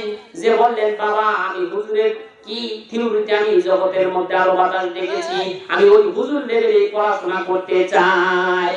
ইমাম তাহাবী রাহমাতুল্লাহ আলাইহি তিনি কি করলেন? এইভাবে পড়াশোনা করতে লাগলেন। করতে করতে করতে করতে তিনি ইমাম আবু হানিফা রাহমাতুল্লাহ আলাইহির জীবনী নিয়ে তিনি রিসার্চ করতে লাগলেন। আল্লাহু আকবার। রিসার্চ করে তিনি দুইটা হাদিসের কিতাব লিখলেন। কয়টা হাদিসের কিতাব? ইমাম আবু হানিফা জীবনী রিসার্চ করে তিনি কি করলেন? ইমাম তাহাবী রাহমাতুল্লাহ আলাইহি দুইটা হাদিসের কিতাব লিখলেন। একটা হচ্ছে শরহুল মানিল আসার, আরেকটা হচ্ছে মুশকিলুল আসার। দুইটা হাদিসের গ্রন্থ, যে হাদিস গ্রন্থ না পড়লে মুফতি হওয়া যায় না। আল্লাহু আকবার। সম্মানিত হাজিরিন, এই জগতের মধ্যে সন্তান এমন হওয়া উচিত, আপনি জগৎ থেকে চলে যাবেন। আজকে দেখেন আমার ভাই তার বাবার রূহের মাগফিরাতের জন্য, অথবা তার ভাইয়েরা, এই পরিবার পরিজন কি করেছে? আজকে এই ওয়াজ মাহফিলের আয়োজন করেছে। কথা বলেন ঠিক কিনা? আজকে মায়ের বাবার রূহের মাগফিরাতের জন্য মুরব্বিয়ানে কিরাম যারা অন্ধকার কবরে চলে গেছেন, অত্র এলাকাবাসী যারা চলে গেছেন, তাদের রূহের মাগফিরাতের জন্য আজকে কি করা হয়েছে? এর ব্যবস্থা করা হয়েছে। কিন্তু আপনার ছেলেটাকে যদি আপনি এই লাইনে না পড়িয়ে, যদি আপনি অন্য লেভেলে, জেনারেল লেভেলে পড়ান, তাহলে আপনার ছেলেটা এই মাহফিলের আয়োজন তো করবেই না। আপনার আল্লাহর ঘরে ওই কি ছেলেটা কি করবে না? সিজদা দিবে না। আর আপনার জন্য কি করবে না? দোয়া করবে না। কথা বলেন ঠিক কিনা? এজন্য সন্তানকে গড়ে তুলতে হবে। বলেছিলাম যে মা কেমন মা, মনে আছে এই কথাটা? যে মা কি করেছিল? পানি চেয়েছিল, মা পানি পানি চেয়েছিল, রে বাবা পানি দাও, ঘরের মধ্যে পানি নাই। ওই কলিজার টুকরা সন্তান, যে সন্তানকে রিজিক কার কাছে চাইতে হয়, নামাজ পড়ে আল্লাহর কাছে চাইলে রিজিক পাওয়া যায়, সেই সন্তানটা বিদ্যা মা ঘরের মধ্যে শোয়া, ঘরের মধ্যে শুয়ে আছে, মা পানি চেয়েছে, ঘরের মধ্যে পানি না পাই না, ওই সন্তানটা দৌড় দিয়েছে পানি তালাশের জন্য। এইদিকে পানি নিয়ে এসে দেখে দুঃখিনীর মা জান্নাতি ঘুমে মশগুল হয়ে গেছে। ঘুমের মধ্যে মা কলিজার টুকরা সন্তান আয়েশা শিওরের পাশে দাঁড়াইয়া রইছে, মায়ের মাথার কাছে আয়েশা দাঁড়াইয়া রইছে, যে মা কিছুক্ষণ আগে পানি চাইলো, আমার বিদ্যা মা এখন ঘুমাইয়া গেল, যদি মাকে আমি এখন ডাক দেই মায়ের কাছে ঘুমটা ভেঙে যাবে, আর এই বয়স্ক ঘুম যদি ভেঙে যায় তাহলে মা আর সারা রাত ঘুমাতে পারবে না। আল্লাহু আকবার। কথা বলেন ঠিক কিনা? কাঁচা ঘুম ভেঙে গেলে আর তাড়াতাড়ি ঘুম আসে না। এমন সন্তান দেখেন, কেমন সন্তান, মা পানি খাবে, এই পানিটা মস্কোটা হাতে লইয়া মায়ের শিওরের পাশে তিন দাঁড়িয়ে রয়েছেন।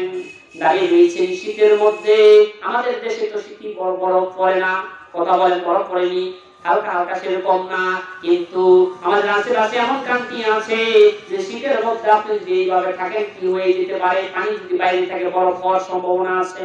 কথা বলেন ঠিক কিনা? মা পানি চেয়েছে কঠিন শীতের মধ্যে, মশকটা হাতে লইয়া মায়ের শিয়রের পাজর পিছনে সাইডে দাঁড়িয়ে রয়েছে।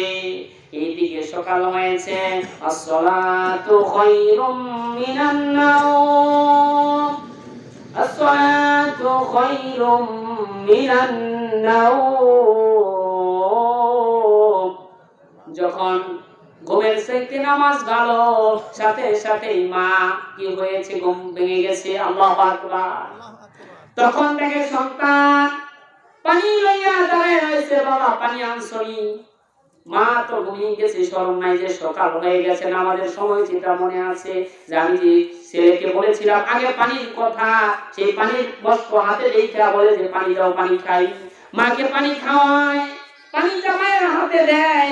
যখন দ্বিতীয়বার মায়ের কাছ থেকে যখন মস্কোটা নেয়, নেওয়ার সময় যখন মায়ের হাত থেকে মস্কোটা নেবে, পানি লাগার কারণে সন্তানের হাতটা কি হয়ে যায়, পানি লাগা বরফ হইয়া যায়, এবং পানিটা নেওয়ার মস্কোটা নেওয়ার সময় সন্তানের হাত থেকে ওই বরফ কি হইয়া চামড়া ওইটা মায়ের শরীরে রক্ত পড়ে যায়।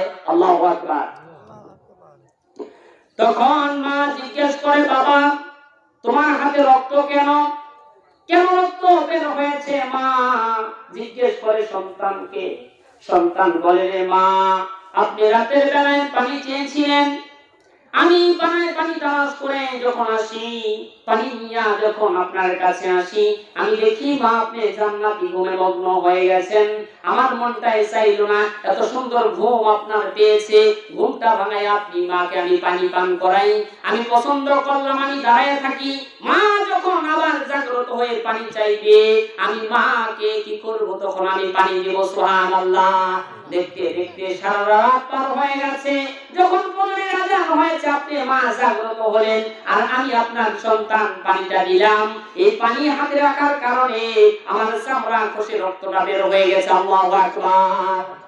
মা আল্লাহর কাছে ফরিয়াদ করেছেন, রব্বুল আলামিন, আল্লাহুম্মা রাদিতু আনহু ফারদুআন, ইয়া আল্লাহ আমি আমার সন্তানের জন্য, আমি আমার ভাইজিদের জন্য কি হয়ে গেলাম, সন্তুষ্ট হয়ে গেলাম, তুমি আমার ভাইজিদের জন্য সন্তুষ্ট হয়ে যাও। সুবহানাল্লাহ। মা ভাইজিদের জন্য দোয়া করেছে, আমার আল্লাহ ভাইজিদকে সমসাময়িক সময়ে মস্ত বড় আল্লাহর ওলিতে রূপান্তরিত করে দিয়েছেন। বলেন সুবহানাল্লাহ। আরে এমন সন্তানই কি করা উচিত, লালন পালন করা উচিত। কথা বলেন ঠিক কিনা? যেই সন্তানটা আপনি বয়স্ক হলে আপনার কাপড়টা সন্তান ধুয়ে দিবে, আপনাকে যা প্রয়োজন খোঁজ খবর নেবে, মায়ের কি লাগবে খোঁজ খবর নেবে, মা বাবার সেবা যত্ন করবে, কখনো কি করবে না, উফ শব্দটাও বলবে না, ওয়ালা তানহারহুমা, এবং মা বাবাকে তারা কি করবে না, ধমক দিবে না। এমন সন্তান আছে না নাই? একবার দুইবার যদি কি হয়ে যায়, একটু 19-20 হয়ে যায়, মার উপরে চোখ গরম করে কথা বলেন ঠিক কিনা? বাবার উপরে জোরে জোরে কথা বলেন ঠিক কিনা? আর এটা করা যাবে না। বাবাকে যদি আপনি ধমক দেন, আল্লাহ বলছেন ওয়ালা তানহারহুমা, তোমরা মা বাবাকে কি করো না, ধমক দিও না।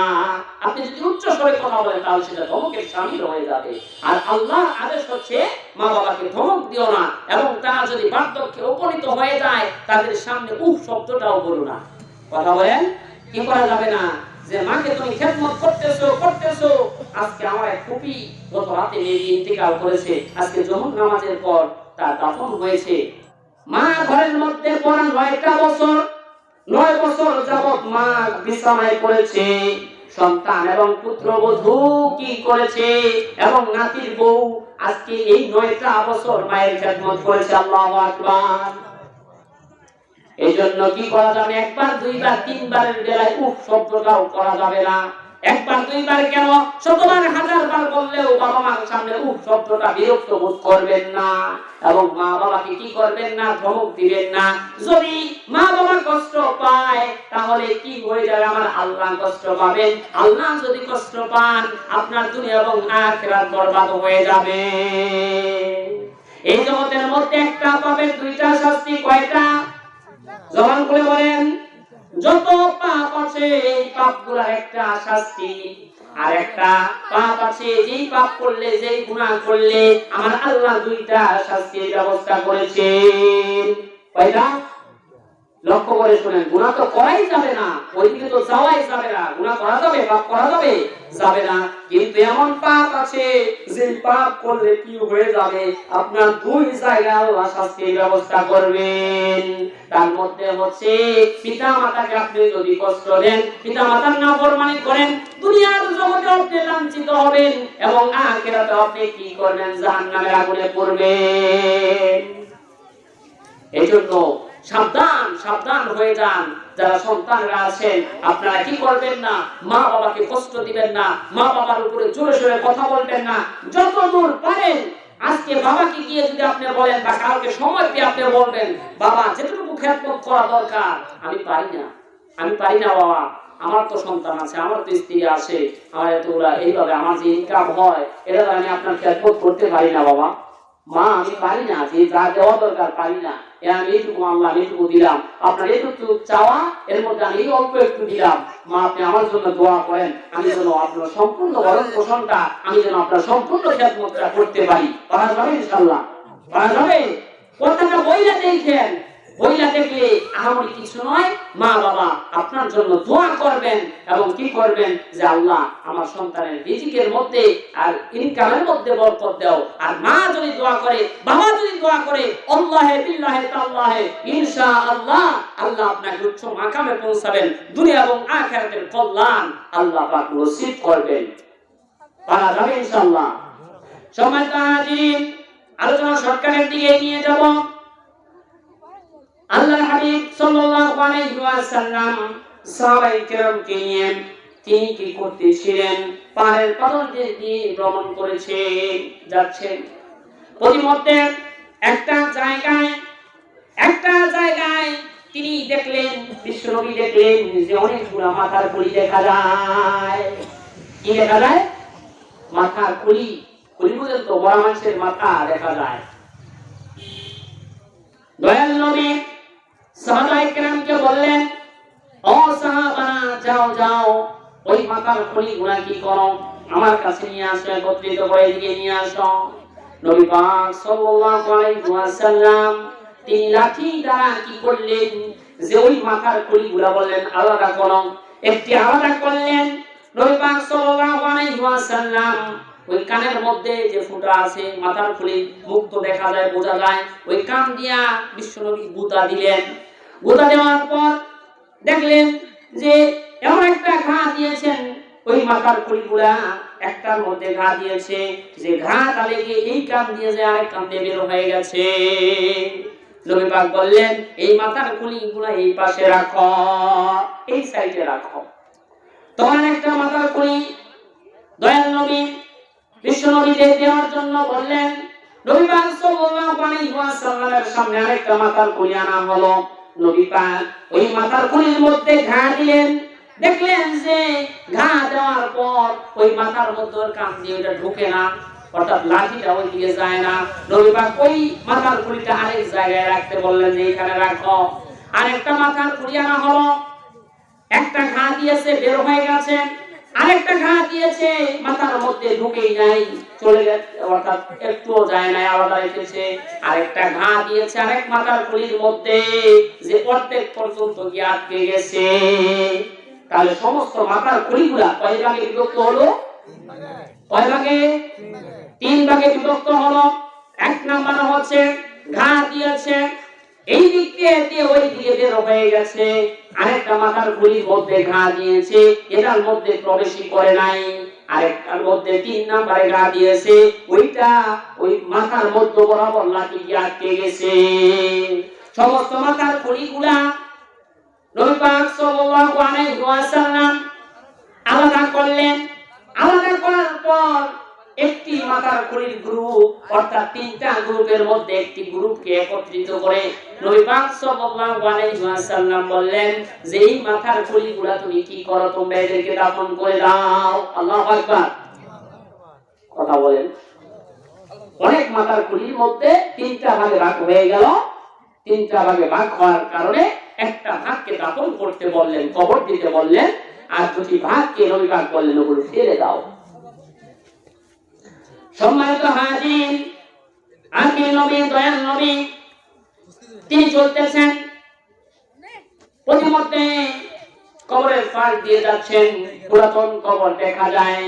নবী পাক কবরের পাশে দাঁড়িয়ে তিনি চক্ষুটা বন্ধ করে দেখলেন যে, এবং সাহাবায়ে কেরামকে বললেন এই কবরের মধ্যে কি হচ্ছে? আযাব হচ্ছে, এই কবরটার মধ্যে আযাব হচ্ছে।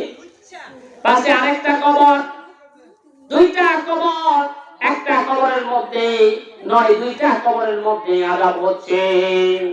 নবী পাক বললেন ও আমার সাহাবীরা রে, এই যে দেখো একটা কবর দেখা যায়, এই কবরের মধ্যে আযাব হচ্ছে, জাহান্নামের শাস্তি দেওয়া হচ্ছে একটা কারণে, সামান্য একটা ভুল করার কারণে, একটা ত্রুটি করার কারণে এই যুবকের কবরে আযাব হচ্ছে। এই যুবকটা যখন পেশাব করতো সে ঢিলা ব্যবহার করতো না। 2 নম্বর কবরটা যে দেখতে পাও, এই কবরটার মধ্যে আযাব হচ্ছে, এই হচ্ছে পিতা মাতার নাফরমান সন্তান। মাকে কষ্ট দিয়েছে, মায়ের পরিচয় কষ্ট দিয়েছে, মা সন্তানকে মাফ করে নাই, আর এই কারণে মায়ের ওই সন্তানের কবরের মধ্যে আযাব হচ্ছে। আরেকটা রিওয়ায়াতের মধ্যে আসছে একটা সন্তান মৃত্যুর শয্যায় শায়িত ছটফট করতেছে, কিন্তু ইন্তেকাল করতেছে না, অর্থাৎ মৃত্যু যন্ত্রণায় সে কাতরাচ্ছে, লাফালাফি করতেছে, সে সহ্য করতে পারছে না। এমন অবস্থায় কি করতেছে, তার ইন্তেকাল হচ্ছে না, তিনি মরতেছেন না, এমন অবস্থা। তখন বিশ্বনবী সাল্লাল্লাহু আলাইহি ওয়াসাল্লামকে অবহিত করা হলো, ইয়া রাসূলুল্লাহ, ইয়া হাবিবাল্লাহ, ও আল্লাহর নবী, এই কবরের অর্থাৎ এই যে যুবকটা ছটফট করতেছে, এর কি হচ্ছে না, ইন্তেকাল করতেছে না।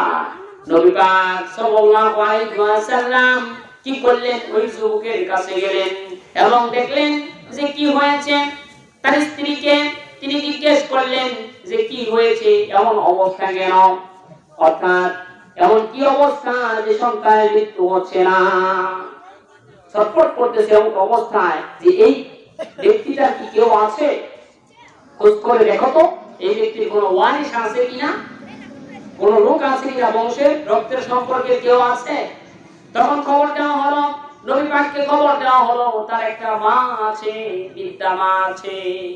সেই বৃদ্ধা মা কে বললো যে নিয়ে আসো, বৃদ্ধা মাকে সালাম দাও, যদি মা আসতে চায় তাহলে আসতে বললাম, যদি মা আসতে না চায় আমি নবী মায়ের ঘরে চলে যাব। বলেন সুবহানাল্লাহ। মুরব্বীদের প্রতি নবী পাক কি করেছেন, তাসির করেছেন। বৃদ্ধা মা যদি আসতে না পারে, হাঁটতে কষ্ট হয়, নবী পাক মায়ের দরবারে চলে যাবেন, মায়ের ঘরে চলে যাবেন। বলেন সুবহানাল্লাহ। মা তখন সালাম জানিয়েছে সাহাবায়ে কেরাম যে হুজুর আপনাকে সালাম জানিয়েছেন, আপনি মা যদি চান নবীর দরবারে যেতে পারেন, নবীর কাছে যেতে পারেন। আর যদি চান নবী পাক আপনার কাছে আসবে, তখন বৃদ্ধা মা বলেছে, নবীকে আমি কষ্ট দিতে চাই না, আমাকে নবীর কাছে নিয়ে চলো। নবী পাক সাল্লাল্লাহু আলাইহি ওয়াসাল্লামের কাছে নিয়ে আসছেন। বৃদ্ধা মাকে জিজ্ঞেস করা হয়েছে, মা আপনার ছেলেটা মৃত্যু শয্যায় শায়িত, সে ইন্তেকাল করতেছে না, সে কেমন আমলদার ছিল? মা বলেছে, সে নামাজ রোজা হজ যাকাত যত কিছু আছে সমস্ত কিছু আমার সন্তান ভালো করেছে। একটু রেখে দিলেন কথা। নবী পাক সাল্লাল্লাহু আলাইহি ওয়াসাল্লাম মাকে জিজ্ঞেস করলেন, আম্মা জান সমস্ত কিছু ভালো থাকলে তো আপনার ছেলের ইন্তেকাল হয়ে যাওয়ার কথা, কিন্তু সে এমন একটা কাজ করেছে যে কাজের কারণে তার মৃত্যু হচ্ছে না। তখন দুঃখিনী মা জবাব দেয়, হুজুর এই সন্তানটা আমি গর্ভে ধারণ করেছি, শৈশবে আমার স্বামী ইন্তেকাল করেছে, আমি সন্তানকে লালন পালন করেছি, দ্বিতীয় কোনো বিবাহ আমি করি নাই, সন্তানকে লালন পালন করালাম, বয়স হলো, বিবাহ শাদী করালাম, তখন এই সন্তানটা আমি মা বাদ দিয়ে তার বউকে প্রাধান্য দিয়েছি। আর কি করেছে, এই বউয়ের কথায় আমি দুঃখিনী মাকে, সন্তান কি করেছে আমাকে ধাক্কা দিয়েছে, যেই কারণে আমি দুঃখিনী মায়ের চক্ষুটা অন্ধ হয়ে গেছে। এটা হচ্ছে একটি রিওয়ায়াত। আরেকটি রিওয়ায়াত হচ্ছে যে কবরের পাশে নবী পাক সাল্লাল্লাহু আলাইহি ওয়াসাল্লাম বললেন, সাহাবী এই দুই কবরে আযাব হচ্ছে, একটি কবরে আযাব হচ্ছে পেশাব করে ঢিলা না নেওয়ার কারণে, টিস্যু পেপার মাটি ব্যবহার না করার কারণে তার কবরে আযাব হচ্ছে, জাহান্নামের আগুন দাউ দাউ করে জ্বলছে। আরেকটি কবরে আযাব হচ্ছে যে সে তার মায়ের নাফরমানি করেছে, দেখো তো তার মা জীবিত আছে কিনা। তখন বিদ্যমান আগের সেই একই কন্ডিশন, দুইটা রাওয়ায়াতই মায়ের বিপক্ষে অর্থাৎ মায়ের পক্ষে। মাকে ডাকা হলো, তখন বিশ্বনবী বললেন, আম্মা জান আপনার কলিজার টুকরা সন্তানের কবরের মধ্যে আযাব হয়, জাহান্নামের আগুন দাউ দাউ করে জ্বলে, আপনি যদি মা সন্তানকে ক্ষমা না করেন তাহলে কি হবে, আপনার সন্তানের কিয়ামত পর্যন্ত জাহান্নামের আগুন থেকে রেহাই পাবে না। তখন মা কি করলেন যে না আমি কি করব না, জাহান্নামে থাকলে থাকুক, আমি কি করব না, ও আমাকে এত কষ্ট দিয়েছে যে কষ্ট বলার মতো নয়, আমি সন্তানকে maaf করব না। তখন বিশ্বনবী আল্লাহর দরবারে ফরিয়াদ করলেন, রব্বুল আলামিন জাহান্নামের আগুনের দৃশ্য যদি সন্তান দেখে, সন্তানের কষ্ট হচ্ছে এটা যদি দেখে, তাহলে অবশ্যই মায়ের অন্তর পরিজার কি হয়ে যাবে, নরম হয়ে যাবে, আর মা সন্তানকে maaf করে দেবে। এমন অবস্থা আল্লাহর দরবারে নবী দোয়া করলেন, আল্লাহ নবীর দোয়া কবুল করে নিলেন, আর মায়ের কি হয়ে গেল, অন্তর চক্ষু খুলে গেল, কবরের মধ্যে দেখে সন্তানকে কবরে কঠিন জাহান্নামের আগুন থেকে আযাব দেওয়া হচ্ছে। মা চিৎকার মেরেছে এবং বলে দিয়েছে, ইয়া রাসূলুল্লাহ ইয়া হাবিবাল্লাহ আমি আমার সন্তানকে maaf করে দিয়েছি, আল্লাহ আমি আমার সন্তানকে maaf করে দিয়েছি, তুমি আমার সন্তানকে জাহান্নামের আগুন থেকে হেফাজত করো, আমিন। মায়ের দোয়া করা শেষ, নবী পাক দোয়া করেছে, আল্লাহ যে মা সন্তুষ্ট হৃদয় রব্বি ফিরিদাল ওয়ালিদাইন, যে মা সন্তুষ্ট হয়ে যায়, বাবা সন্তুষ্ট হয়ে যায়, আল্লাহ তুমি সন্তুষ্ট হয়ে যাও, জাহান্নামের আগুন থেকে তাকে তুমি হেফাজত করে দাও, তাকে জান্নাতে যাবে, কবুল করে নাও। আল্লাহ দরবারে মায়ের দোয়া নবীর দোয়া কবুল হয়ে যায়, সাথে সাথেই ওই কবরের আযাবটা বন্ধ হয়ে যায়, সুবহানাল্লাহ। আর যে ঘটনাটা বলতেছিলাম যে দুঃখিনী মা সন্তান ছটফট করতেছে, এমন অবস্থায় নবী পাক বললেন যে তুমি তোমার সন্তানকে maaf করে দাও। মা বললেন না আমি maaf করব না। তখন সাহাবায়ে কেরামকে নবী পাক বললেন, যাও লাকড়ি নিয়ে আসো, আগুন ধরানোর ব্যবস্থা করো, এই আগুনের মধ্যে এই কি করা হবে, এই সন্তানকে মায়ের সামনে জ্বালিয়ে দেওয়া হবে। সাহাবায়ে কেরাম আগুনের ব্যবস্থা করলেন। তখন কি করলেন, আগুনের ব্যবস্থা করে যখন তিনি কি করলেন যে মা বললেন কি করবে এই আগুন দ্বারা, নবী পাক বললেন, আপনি যদি maaf না করেন সন্তানকে, কিয়ামত পর্যন্ত সমস্ত জাহান্নামের আগুনে জ্বলবে আর মৃত্যু শয্যায় এইভাবে কষ্ট পেতে থাকবে। আর যদিও ইন্তেকাল করে কষ্ট পেয়ে, তাহলে তার জাহান্নাম ছাড়া কিছু নাই, জাহান্নামের আগুনে তাকে পড়তে হবে। তার চাইতে আপনি মা যদি ক্ষমা না করেন, আপনার সামনে আপনার সন্তানকে আগুনে জ্বালিয়ে দিতে হচ্ছে দুনিয়ার আগুন। 3000 বছর কি করা হয়েছে? জাহান্নামের আগুনকে তাপ দেওয়া হয়েছে। কত বছর? 3000 বছর। একবার দুইবার নয়। দেশলাই আছে না? দেশলাই আছে না নাই? কয়লার আগুন একটু ধইলেন, একটু সেকা দিয়ে একটু ধরার চেষ্টা করেন যে কেমনটা লাগে। অর্থাৎ 3500 বছর তাপ দেওয়া হয়েছে। এই আগুন নরমাল, পৃথিবীতে যত আগুন আছে এটা হচ্ছে নরমাল আগুন। আর এই আগুন 3000 বছর তাপ দিলে বর্তমানে কালো কালো আকার ধারণ করেছে। এমন অবস্থা। এই 3500 বছর আগুনের তাপে আপনার সন্তানকে ফেলে দেওয়া হবে মা ইন্তেকাল করলে। আর আজকে আপনি যদি কি করেন, এটা যদি আপনার ছেলেকে আগুনে পুড়িয়ে দেবে, এটা সহ্য করতে পারেন তাহলে তো ভালোই। কারণ এর চাইতে কঠিন শাস্তি সে ইন্তেকাল করলে সে পাবে। সাথে সাথে যখন ওই সন্তানটাকে নবী পাক পুরানোর ব্যবস্থা করলেন, মা সাথে সাথে চিৎকার দিয়ে বললেন, আমি আমার সন্তানকে মাফ করে দিয়েছি। সাথে সাথেই ওই সন্তানের বুকে কালেমা তয়্যিবা কি হয়ে যায়? জারি হয়ে যায়, লা ইলাহা ইল্লাল্লাহু মুহাম্মাদুর রাসূলুল্লাহ সাল্লাল্লাহু আলাইহি ওয়াসাল্লাম। সম্মানিত হাজির, আল্লাহ পাক রব্বুল আলামিন এই জগতের মধ্যে কিভাবে সন্তানকে, অর্থাৎ যাকে ইচ্ছা আল্লাহ পাক রব্বুল আলামিন জগতের মধ্যে রাখবেন, আর যাকে ইচ্ছা আল্লাহ পাক কি করবেন? দুনিয়া থেকে নিয়ে নেবেন। কথা বলেন ঠিক কিনা? দাদা চলে যায়, দাদা থাকে, নাতি নাতির ঘরের পুতি চলে যায়। কথা বলেন ঠিক কিনা? নাতি চলে যায়, সন্তান থাকে চলে যায়। অথবা দাদা থাকে, দাদার সামনে কি হয়ে যায়? সন্তান চলে যায়। এরকম আছে না নাই? আছে না নাই? শৈশবে আল্লাহ পাক রব্বুল আলামিন কি করেন? যে এই বাচ্চাদেরকে আল্লাহ পাক রব্বুল আলামিন আস্তে আস্তে করে কি করেন? বড় করে তোলেন। এই জগতের মধ্যে আজরাইলকে আল্লাহ পাক রব্বুল আলামিন বলেছিলেন, হে আজরাইল, এই জগতের মধ্যে জান কবজ করার জন্য তোমাকে সৃষ্টি করা হয়েছে। মানুষের প্রাণ নেওয়ার জন্য, যত প্রাণী আছে তাদের জীবন থেকে রূপ নেওয়ার জন্য, তাদেরকে মৃত্যুবরণ করানোর দায়িত্ব তোমাকে দিয়েছি।